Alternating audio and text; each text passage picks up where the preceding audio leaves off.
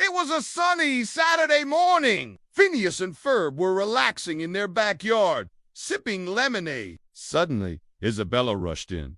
Isabella, guys, did you know our town is wasting too much water? My class teacher gave us a water saver challenge for the week. Phineas, sounds like the perfect opportunity for an invention. Ferb nodded and dashed into the garage. Phineas, let's build a smart water saver station that helps families save water and shows how much they reuse in every day.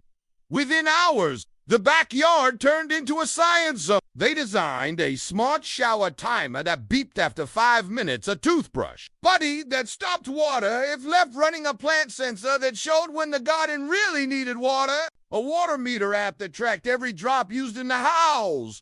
Candace peeked over the fence. Candace, Mom, they're building another weird machine. But even Mom was impressed when she saw how much water the invention saved. Mom, I'm actually proud of you too. This is ...